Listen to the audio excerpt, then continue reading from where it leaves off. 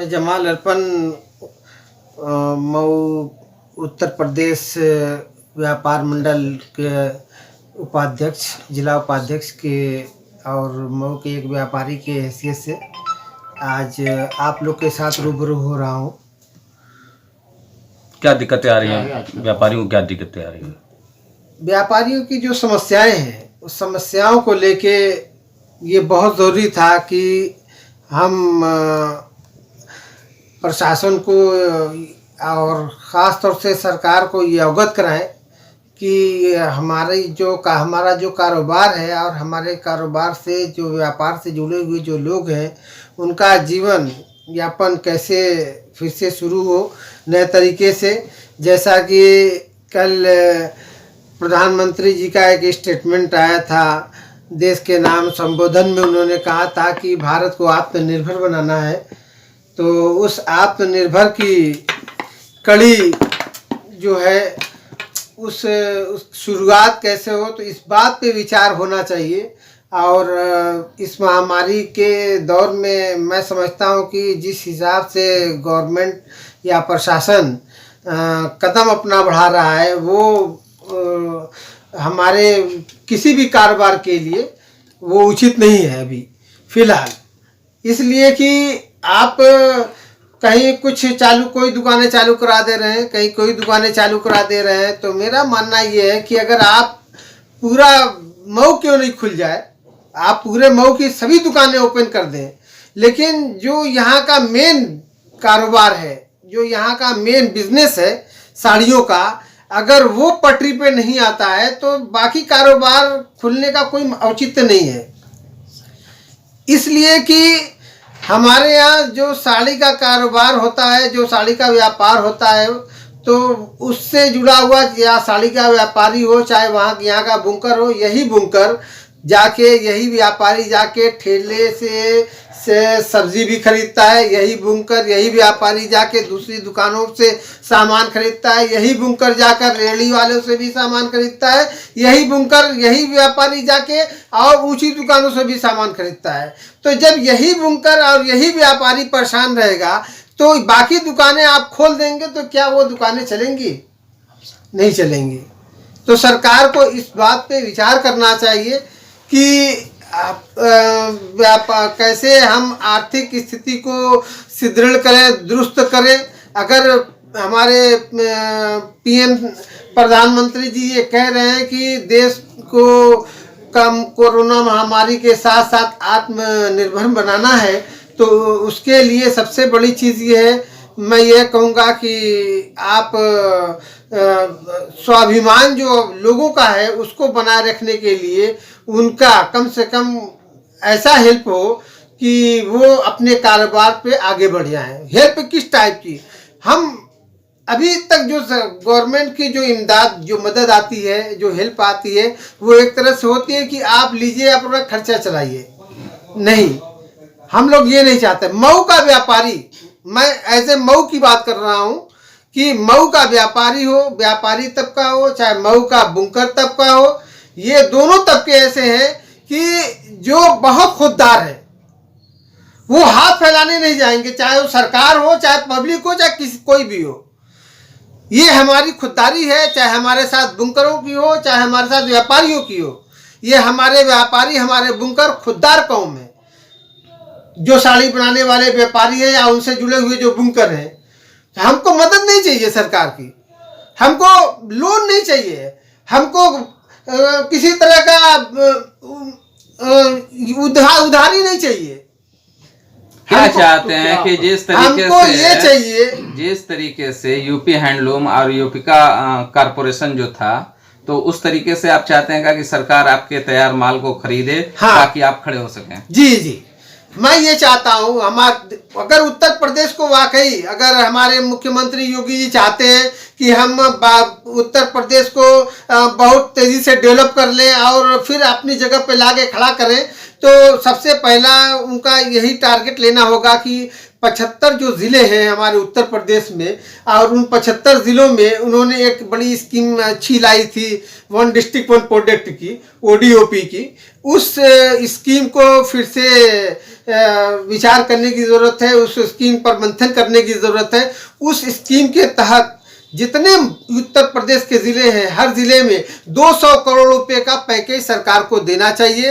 वहाँ के माल, जो वन डिस्ट्रिक्ट वन प्रोडक्ट में जो माल तैयार होता है, वो माल सरकार परचेज करके बाहर सेल करे। इसलिए कि उत्तर प्रदेश सरकार यहाँ से किसानों की सब्जियां बाहर विदेशों में भेज चुकी है। तो क्या अगर सरकार किसानों की सब्जियां विदेशों में भेज सकती है, तो यहाँ का जो वन डिस्ट्रिक्ट वन प्रोडक्ट का माल है, क्या सरकार लेके बाहर नहीं भेज सकती? वन डिस्ट्रिक्ट वन प्रोडक्ट में मऊ में किसको सेलेक्ट किया गया? मऊ में साड़ियों को सिलेक्ट किया गया है वन डिस्ट्रिक्ट वन प्रोडक्ट में। और जहाँ भी मैं सभी डिस्ट्रिक्ट को कहूँगा कि हर डिस्ट्रिक्ट से अगर सरकार 200 करोड़ रुपया, अगर 75 डिस्ट्रिक्ट है तो 1450 करोड़ रुपया हो जाएगा, और कोई बहुत बड़ा इन्वेस्ट नहीं होगा। लेकिन ये 14,500 करोड़ रुपया, ये 14,500 करोड़ रुपया मैं समझता हूँ कि पूरे उत्तर प्रदेश को पूरे देश में सबसे आगे प्रथम तल पर आर्थिक स्थिति में मजबूती की तरफ लेके जाएगा। ये मेरा एक सुझाव है। अगर सरकार यहाँ साड़ी कोई केंद्र बना के या किसी के माध्यम से यहाँ की जो साड़ियाँ खरीदती है, तो जितने लोगों के पास मऊ जिले में साड़ी बनाने वाले और बेचने वालों के पास जो स्टॉक है, तो वो स्टॉक अगर उनका खाली हो जाता है, फिर से वो सवाल ये है कि खाली होगा कैसे, जब महाराष्ट्र में और सूरत में यहाँ की साड़ियाँ बिकती हैं, वहाँ पे कोरोना के बहुत ज़्यादा केसेस हैं, वहाँ की सारी मंडियाँ बंद हैं। ऐसे में फिर कितना नुकसान है और क्या चाहते हैं आप? नहीं, देखिए, मैं इसीलिए कह रहा हूँ कि ये सबसे ज़्यादा मार अगर कहीं पड़ रही है तो साड़ी व्यवसायियों को पड़ रही है। इसलिए कि साड़ी, हमारे जो साड़ी व्यवसाय है, मेन इसकी मार्केट महाराष्ट्र होती थी, और महाराष्ट्र इस वक्त सबसे ज़्यादा प्रभावित है। तो इसलिए मैं सरकार, हम लोग को स्टैंड होने में, यहाँ के व्यापारियों को, यहाँ के कारीगरों को, यहाँ के बुनकरों को स्टैंड होने में काफ़ी टाइम लगेगा। बड़ा मुश्किल काम है यहाँ स्टैंड होना। आप लोगों की, सरकार लोगों की लाख तरीके से मदद कर दे, पैसे से हेल्प कर दे, खाने का राशन दे दे या दवाई का पैसा दे दे, तो इससे मसले का हल नहीं है। देखिए, जब तक आप किसी के कारोबार को स्टैंड नहीं करेंगे, किसी के बिजनेस को स्टैंड नहीं करेंगे, तब तक कुछ नहीं होने वाला है। तो मैं इसीलिए आज प्रेस के माध्यम से मैं ये कहना चाहता था कि हमारा जो कारोबार है साड़ियों का, मऊ ज़िले का जो कारोबार है, वो मेन महाराष्ट्र साइड का ही कारोबार है, साउथ का कारोबार है, महाराष्ट्र का कारोबार है, और जो पूरी तरीके से लॉकडाउन में फंसा हुआ है, पड़ा हुआ है। अभी 3-4 महीने, 5 महीने, तो मतलब इसको अपनी स्थिति पे आने के लिए कम से कम मैं समझता हूँ 6 महीना लगेगा। इसको फिर से पटरी पे लाने के लिए 6 महीने से कम नहीं लगेगा। आज 6 महीने में क्या दशा होगी, महामारी से ज़्यादा कहीं ऐसा ना हो कि भुखमरी के शिकार मिडिल क्लास के और आम लोग हो जाएं, यहाँ के बुनकर हो जाएं। मिडिल क्लास के लोगों का भी कोई ध्यान देने वाला नहीं है। भाई, गरीबी के नाम पे तो सब कोई ध्यान दे रहा है कि चलो गरीब है उसको दे दो, लेकिन मिडिल क्लास के लोगों को कोई ध्यान नहीं देता है कि इसके पास कोई आमदनी का जराया नहीं है, कोई जरिया नहीं है। तो मैं समझता हूँ कि सरकार से मेरी ये गुजारिश है। मैंने माननीय जिला अधिकारी महोदय से को भी पत्रक दिया था, के माध्यम से मुख्यमंत्री को पत्रक दिया था कि सर, हमारे यहाँ क्रय केंद्र खोल के यहाँ साड़ियों की परचेज करें, ऑटोमेटिक यहाँ के लूम जो चालू हो जाएंगे। इसलिए कि जब लोगों के पास स्टॉक खत्म हो जाएगा या खाली हो जाएगा, तो जो हमारे साथ जुड़ा हुआ हमारा बुनकर है, हम उसका भी लूम चाहेंगे कि वो भी काम पे चालू हो जाए, शुरू हो जाए। अच्छा, बुनकर भी चाहता है कि हमको फोकट में पैसा न मिले। कोई बुनकर ये ऐसा नहीं है, 99% बुनकर ऐसे हैं कि जो चाहते हैं कि बगैर काम किए हुए मुझको एक पैसा नहीं चाहिए, 100% एक पैसा नहीं चाहिए। लेकिन उनकी मजबूरी ये है कि ना उनको मटेरियल मिल रहा है, ना उनको और जो उनकी से चीज़ें हैं वो मिल रही हैं। तो हमारे माननीय जिला अधिकारी श्री ज्ञान प्रकाश त्रिपाठी जी को किसी ने कह दिया कि भाई आप मटेरियल की दुकान खुलवा दीजिए 4-5, तो मैं समझता हूँ कि लूम चालू हो जाएगा। भाई 4-5 आप मटेरियल की दुकान खुलवा देंगे, 4-5 नहीं, आप 400 मटेरियल की दुकान खुलवा दें, आप पूरा मऊ खुलवा दें, कुछ नहीं होने वाला है। जब तक लोगों का पड़ा माल, जो उनके पास पड़ा हुआ माल है, वो जब तक नहीं निकलेगा, और जो कारीगरों के यहाँ हो या बुनकरों के वहाँ हो जो माल फंसा हुआ है, वो अभी उसकी तैयारी भी नहीं हो पा रही है। और अगर हम प्रोडक्शन करा रहा है कोई, तो वो पैसा कहाँ से लाएगा? जो मंडियाँ, उसकी जो मेन मंडियाँ थी, वो तो ब्लॉक है, वो तो पूरी तरह लॉक है। एक सवाल ये है कि महाराष्ट्र से, सूरत से, गुजरात से, साउथ से माइग्रेंट लेबर जो हैं वो अपने घरों को जा रहे हैं, और ऐसे में जो आप ताजिर हैं, तो कहीं किसी के शॉप हैं, किसी के शोरूम हैं, किसी की फैक्ट्रियां हैं, तो उसको दोबारा रीस्टार्ट करने के लिए कितने चैलेंजेस आप समझते हैं? अच्छा, वो आप जाना भी नहीं चाहते हैं? भाई देखिए, ये बड़ी एक समस्या, एक बहुत बड़ी समस्या, बड़ा अच्छा सवाल आपने किया है। और बड़ी समस्या ये हमारे देश में पैदा हो रही है, होने वाली है, या ये कहा जाए कि पैदा हो चुकी है। इसलिए कि प्रवासी जो मजदूर थे, जो कारीगर थे, वो अपने अपने घर को चले गए हैं। आज उन कारीगरों से अगर पूछा जा रहा है कि क्या आप वहाँ जाएंगे, क्या आप फिर दोबारा वहाँ काम पे जाएंगे, तो उन कारीगरों का, उन प्रवासी भारतीयों का कहना यह है कि हम जिस मुसीबत को झेल के अपने घर पहुँचे हैं, हम कई महीनों तक वहाँ नहीं जा सकते। मतलब कई महीनों, मतलब कई साल तक वहाँ नहीं जा सकते, महीनों नहीं, साल तक नहीं जा सकते। तो जो जिसका मिजाज, मेंटलिटी जिन प्रवासी भारतीयों की ये बन चुकी हो कि हम रूखी सूखी खा के अपने घर में रह जाएंगे, लेकिन हम कहीं ना सर्विस करने नहीं जाएंगे, तो सोचिए कि उन मिलों का क्या हाल होगा, और उन उद्योग धंधों का क्या हाल होगा जो इन्हीं प्रवासी भारतीयों से चलता था। तो हमारे सामने और भी बहुत सारे संकट आने वाले हैं। एक और सवाल है कि जैसे कुछ गवर्नमेंट ने, स्टेट लेवल की गवर्नमेंट ने जो मजदूरों के लेबर लॉ था उसको डिसमिस कर दिया है, तो कितना नुकसान मजदूरों के लिए है ये? देखिए, मजदूरों के लिए तो क्या मतलब ये तो कैप्चर मजदूर को करना चाहते हैं सरकार? नहीं, ये तो मजदूरों का शोषण, एक तरह से कहा जाए कि एक तरह से शोषण हो गया है।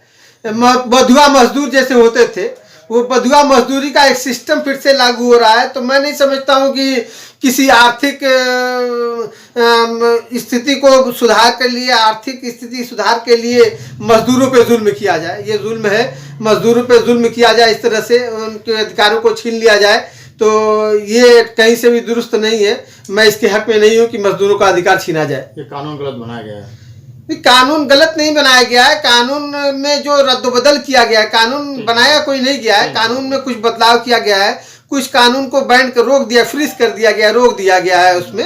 तो वो जो रोका गया है, वो एक तरह से बड़ी बड़ी कंपनियां जो हैं उसका शोषण करेंगी आगे आने वाले वक्त में, और सरकार को इसको समझना चाहिए, इसको तुरंत वापस लेना चाहिए। मोदी जी से आप क्या डिमांड करना चाहते हैं? मोदी जी से मैं, प्रधानमंत्री श्री मोदी जी से यही डिमांड करूंगा कि हमारे यहाँ जो प्रदेश के मुख्यमंत्री हैं, जो नीति जो बना रहे हैं, या केंद्र सरकार जो आपके माध्यम से जो नीतियां बना रही है, और बहुत सारी योजनाएं आ रही हैं, तो बहुत सारी उसी योजनाओं में कोई योजनाएं ऐसी आप चालू कर दे कि फिर से हमारी जो आर्थिक स्थिति है फिर से पटरी पे दौड़ने लगे। और मैं योगी जी से ये रिक्वेस्ट करूंगा, खास तौर से हमारे मुख्यमंत्री योगी आदित्यनाथ जी से, माननीय जिलाधिकारी महोदय के माध्यम से ये उन तक अपनी बात पहुंचाना चाहता हूं कि मऊ को कम से कम 200 करोड़ रुपया का पैकेज होना चाहिए साड़ी खरीद के लिए। हमको भीख नहीं चाहिए, मऊ के लोगों को भीख नहीं चाहिए। मऊ के लोग, चाहे वो बुनकर हो, चाहे व्यापारी हो, चाहे वो कारीगर हो, वो चाहता है कि उसके हाथ का तैयार किया हुआ माल सरकार ले ले, उसके एवज में पैसे दे दे, फ्री नहीं चाहिए।